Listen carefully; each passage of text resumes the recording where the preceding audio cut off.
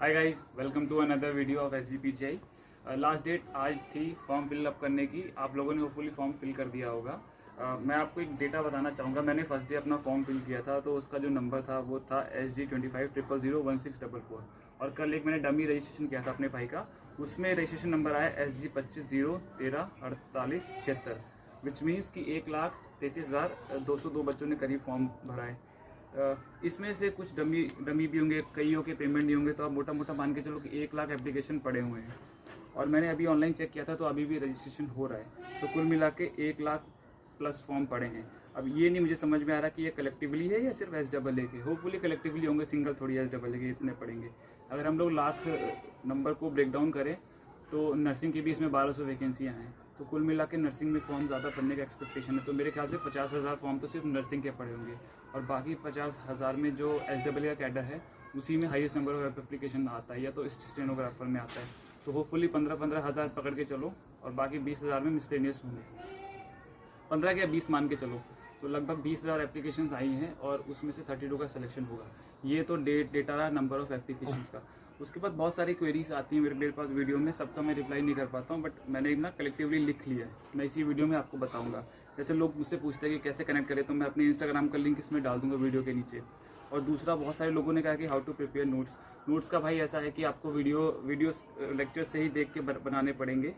आप टॉपिक का नाम लिखो। होल्ड पॉज करो यार। तो नोट्स की बात हो रही थी यार, सॉरी वीडियो इंटरप्ट हो गया था बीच में। नोट्स का क्या करना है कि आपको टॉपिक वाइज ही यूट्यूब पे डालना है और उसके अकॉर्डिंग अपने शॉर्ट सिनॉप्सिस टाइप के नोट्स बना लो। नोट्स का यार कोई सोल्यूशन नहीं है, और अगर आप मेरे नोट्स मांग रहे हो तो मैं ऑलरेडी किसी को दे चुका हूँ और आप मेरा शॉर्ट फॉर्म नहीं समझ पाओगे। मैं गंदा भी लिखता हूँ और मैंने यहाँ वहाँ बांट दिया। मैंने उसको कुछ PDF वगैरह बनाया नहीं था, तो मेरे पास है नहीं उसका कुछ एक्सेस अभी। कट ऑफ का लोग पूछ रहे थे, लास्ट टाइम 4 वैकेंसी थी तो कट ऑफ UR की मेरे ख्याल से 85-86 के करीब गई थी आउट ऑफ 100, और इसमें 1/3 का नेगेटिव मार्किंग है। लेकिन घबराना नहीं है, पेपर का लेवल बहुत ही ईजी आता है। उसके बाद आ रहा है फॉर्म का प्रॉब्लम।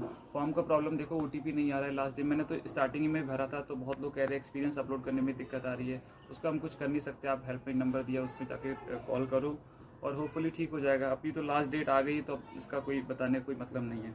दूसरा, मुझसे 2-3 लोग पूछ रहे थे वीडियो में कि कमेंट सेक्शन में कि टेक्निकल एक्सपीरियंस चलेगा क्या। यार मेरी UP-UMS में तो असिस्टेंट प्रोफेसर पे भी कुछ लोग आए हैं, ग्रुप D में भी है, मैंने आपको ऑलरेडी प्रीवियस वीडियो में बताया। उनका एक्सेप्ट हो गया था। अब SGPJ एक्सेप्ट करती है कि नहीं करती, अब वो उसकी डिस्कशन पे है। एक सूबेदार साहब है, सब इंस्पेक्टर BSF में, वो भी पूछ रहे थे कि यार मैं क्या भर सकता हूँ, उसमें गवर्नमेंट जॉब का एक्सपीरियंस मांगा है। देखिए, अगर आप अपने बैक ऑफिस से लिखवा सकते हो कि आप 1 साल अटैच थे किसी एडमिन ऑफिस में, तो नो डाउट वो पक्का चलेगा। फील्ड का लेते हैं या नहीं लेते, अगेन उनके डिस्क्रिप्शन पे है। बाकी नोटिंग ड्राफ्टिंग का भी नॉलेज होना चाहिए, ऐसा लिखा हुआ है नोटिफिकेशन में भी। नॉर्मलाइजेशन के लिए लोग पूछ रहे थे, नॉर्मलाइजेशन का क्या है कि नॉर्मलाइजेशन तो पिछली बार एक ही शिफ्ट में हुआ था मेरे ख्याल से, एग्जाम इतने एप्लीकेशन थे नहीं, तो नॉर्मलाइजेशन का तो कोई सवाल उठता नहीं है। अच्छा, कीबोर्ड पे आ जाओ। टाइपिंग सबसे इंपॉर्टेंट है। ये अपनी जो टाइपिंग है वो करवाते हैं अलीगंज कॉलेज में, गवर्नमेंट ITI कॉलेज में। वहाँ पे कीबोर्ड की हालत बहुत खस्ता है, तो पिछली बार जिनकी टाइपिंग थी वो बहुत कंप्लेन करते हैं कीबोर्ड काम नहीं कर रहा है, सिस्टम हैंग कर रहा है। हमारे UP-UMS में तो हमको नया कीबोर्ड नया सिस्टम मिला था, तो सब कुछ स्मूथ था, तो वहाँ पे कोई दिक्कत नहीं आई थी। लेकिन नया कीबोर्ड होने की वजह से कभी कभी क्या होता है कि बहुत स्लिपरी रहता है, वो आपके हाथ बहुत स्लिप करते हैं। अगर इस बार ये लोग नया कीबोर्ड इशू कर देते हैं टाइपिंग में तो भी दिक्कत है, और बहुत पुराना देते तो उसमें भी दिक्कत है। तो अगर ठीक ठाक रहेगा तो ज़्यादा बेटर रहेगा। ये सारी बातें हो गई। अब थोड़ा सा जॉब प्रोफाइल के बारे में बात कर लेते हैं। बहुत लोग कन्फ्यूजन रहता है उनको कि ये सेंट्रल गवर्नमेंट की है, स्टेट गवर्नमेंट की है, कि भाई ये ऑटोनॉमस है, लेकिन यहाँ पे जो सैलरी और तमाम सुविधाएं मिलती हैं वो सेंट्रल गवर्नमेंट की मिलती है। लाइक हमें चिल्ड्रन एजुकेशन अलाउंस मिलता है, LTC मिलता है, जो कि आपके सिलेबस में भी आप पढ़ोगे, ट्रांसपोर्ट अलाउंस मिलता है। ये सारा सैलरी सेंट्रल गवर्नमेंट के एम्प्लॉयज़ को मिलता है। लेकिन कहीं पे जब पूछा जाता है तो स्टेट गवर्नमेंट के ही एम्प्लॉय हम जनरली कंसिडर किए जाते हैं, लेकिन हमको जो सैलरी और पर्क्स है वो सेंट्रल गवर्नमेंट की मिलती है, इसलिए हमारी सैलरी काफ़ी अच्छी होती है। अब आ जाओ जॉब प्रोफाइल के ऊपर। बहुत लोग पूछते हैं, मैंने शायद प्रीवियस वीडियो में थोड़ा बताया भी, इस बार मैं फिर थोड़ा सा बता देता हूँ। जॉब प्रोफाइल देखो, आपकी लेवल 4 की है। हॉस्पिटल में शायद आप लोवेस्ट लेवल पे रहोगे, लेवल 4 पे, बट ये इतनी इंपॉर्टेंट पोस्ट है कि आपके पास सारे इवन अगर इसका काम ऐसा है कि अगर आप किसी ऐसे इस्टेब्लिशमेंट में हो जहाँ पे डॉक्टर्स की फाइलें देखी जाती है, तो वहाँ पे लेवल 14-15 का सीनियर फैकल्टी जो HOD होगा वो भी आपके पास आएगा, आपकी सीट पे आएगा। और जो एकदम जूनियर डॉक्टर है जो लेवल 10 पे, वो भी आपके पास आएगा और आपसे बहुत अच्छे से पेश आएगा। आपके संबंध बहुत अच्छे होंगे। आपको उनका बेसिकली फाइलिंग का काम देखना होता है, उनकी छुट्टियों का, उनके प्रमोशंस का, उनके ट्रांसफ़र का, उनके ACR, उनकी मतलब जो भी एक ऑफिस में जितना बैक ऑफिस में रिलेटेड काम होता है गवर्नमेंट एम्प्लॉय से रिलेटेड, वो आपको काम देखना है अगर आपकी पोस्टिंग इस्टेब्लिशमेंट में होती है। और वर्क प्रेशर ऐसा रहता नहीं, 9 to 5 रहता है, डिपेंड करता है आपका बॉस कहता है कैसे, आपकी पोस्टिंग कैसी है। कुछ मेरे बैच के उनको तो बिल्कुल काम नहीं, पूरे दिन खाली रहते हैं, जैसे उनको डिस्पैच में बिठा दिया गया। कुछ डाके उन्होंने डिस्पैच किया और अपना खाली बैठे तैयारी कर रहे हैं मत। और कहीं पे आपको काम है भी, जैसे आपको suppose number of employees allot कर दी, जैसे मेरे केस में मेरे को 160 नंबर्स ऑफ एम्प्लॉय अलॉटेड है। मैं उनकी फाइल्स देखता हूँ, उनके ट्रांसफ़र, उनके पोस्टिंग, उनका कुछ सब कुछ जो भी उनका ऑफिस में मतलब सर्विस से रिलेटेड जो भी उनके काम होते हैं वो मैं देखता हूँ। तो ऐसे ही जिनको ऐसी जगह पे पोस्टिंग दिया गया वहाँ पे काम भी रहता है, और कुछ जगह पे कुछ ऐसा काम भी नहीं है। तो वर्क प्रोफाइल बहुत चिल है। लेकिन आपको एक चीज़ का ध्यान रखना है, आप लेवल 4 पे ज़रूर हो, बट लेवल 7, लेवल 8, लेवल 10 तक आएंगे, आपसे बहुत प्यार से पेश आएंगे।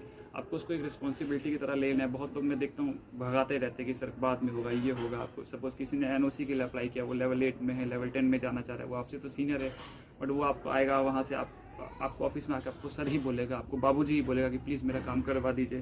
तो आपकी भी एक एडिड रिस्पॉन्सिबिलिटी बनती है कि आप उसको प्रिविलेज मांगते हुए थोड़ा सा और अच्छे से काम करें। मेरा तो ये मानना है। बाकी यार ऐसे जिसमें आप SAA से JO बनते हो after 5 years, junior administrative officer, फिर आफ्टर नेक्स्ट 5 ईयर्स आप AAO बनते हो, असिस्टेंट एडमिनिस्ट्रेटिव ऑफिसर, और अगले 3 साल में आप AO बनते हो, लेवल 10, जो कि एक गस्टेड पोस्ट है। गस्टेड वैसे ऑटोनॉमस में कुछ नहीं होता है, तो लेवल 10 पे आप पहुँचते हो। लेकिन आपको थ्रू आउट द 13-14 ईयर्स आपको बाबूगिरी ही वाला काम करना है, आपको नोटिंग ड्राफ्टिंग करनी है। ऐसे कोई पावर फील नहीं होती, जैसे मिनिस्ट्रीज़ की जॉब में होता है ना, आप थोड़ा सा पावर होल्ड करते हो, बट यहाँ पे ऐसे कोई पावर नहीं है। सैलरी नो डाउट अच्छी है, इवन घर के पास आपकी पोस्टिंग हो सकती है अगर वो मेडिकल कॉलेज PJ आपके घर के आसपास है, लेकिन पावर ऐसे फील नहीं होती जो मिनिस्ट्रीज़ में फील होती है। इवन जो स्टेट गवर्नमेंट में भी एम्प्लॉयज़ है वो भी थोड़ा सा ज़्यादा अपने ऑफिस में फील करते हैं पावर, बट हमको एज एन क्या बोलूँ, कॉर्पोरेट एम्प्लॉय तो नहीं बोलूँगा, वो ज़्यादा हो जाएगा, लेकिन वो मिक्स फीलिंग आती है। बस सैलरी अच्छी है हमारी, लेकिन वो सब मैटर भी नहीं करता। आपको 9 to 5 काम करना है, अपना घर आना है। तो मुझे लगता है मैंने सारा कुछ कवर कर लिया। इंस्टाग्राम का लिंक दे दूँगा और